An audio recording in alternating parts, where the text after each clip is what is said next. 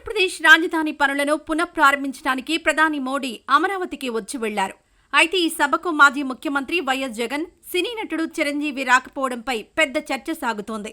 వీరిద్దరూ రాకపోవడానికి ఒకే కారణం ఉందని అంటున్నారు.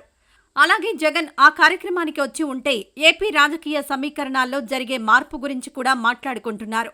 అమరావతిలో ప్రధాని సభను కూటమి ప్రభుత్వం ప్రతిష్టాత్మకంగా నిర్వహించింది. ఈ సభకు మాజీ ముఖ్యమంత్రి జగన్ను ఆహ్వానించారు.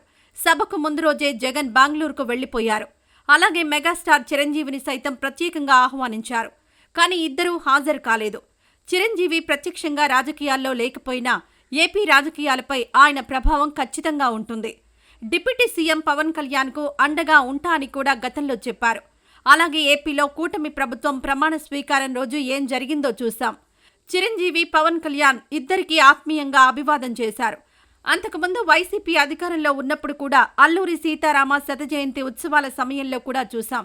జగన్ సీఎంగా ఉన్న వేదికపైన మోడీ చిరంజీవితో ఆప్యాయంగా మాట్లాడారు. అంటే వారి మధ్య ఉన్న బాండింగ్ ఎలాంటిదో అర్థమవుతోంది. అలాంటిది ప్రధాని వచ్చిన సభకు చిరంజీవి హాజరు కాలేకపోవడంపై చర్చ సాగుతోంది.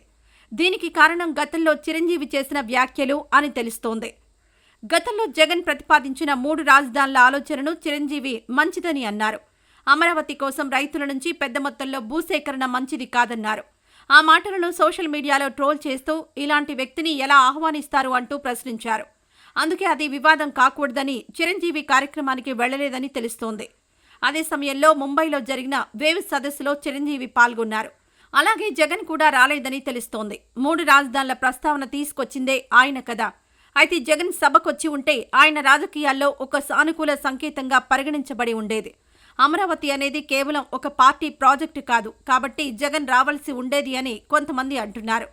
గతంలో అమరావతి ప్రాజెక్టును వ్యతిరేకించి 3 రాజధానుల భావనను ప్రతిపాదించిన జగన్ వస్తే వైసీపీ శ్రేణుల్లో ముఖ్యంగా 3 రాజధానుల భావనకు మద్దతిచ్చిన విశాఖ, కర్నూలు ప్రాంతాల నాయకులు, కార్యకర్తల నుంచి వ్యతిరేకత వచ్చిండేది అని మరికొంతమంది అంటున్నారు. ప్రధాని మోడీకి జగన్కు మంచి సంబంధాలే ఉన్నాయి, కానీ కూటమి ప్రభుత్వంతో మోడీ ఉన్నారు కాబట్టి జగన్ రాలేడు. అంతేకాదు పొలిటికల్ సభలలో కూటమిని విమర్శించాలి అన్నా మీటింగ్కు హాజరు కాకపోవడమే బెటర్ అని జగన్ భావించారని తెలుస్తోంది.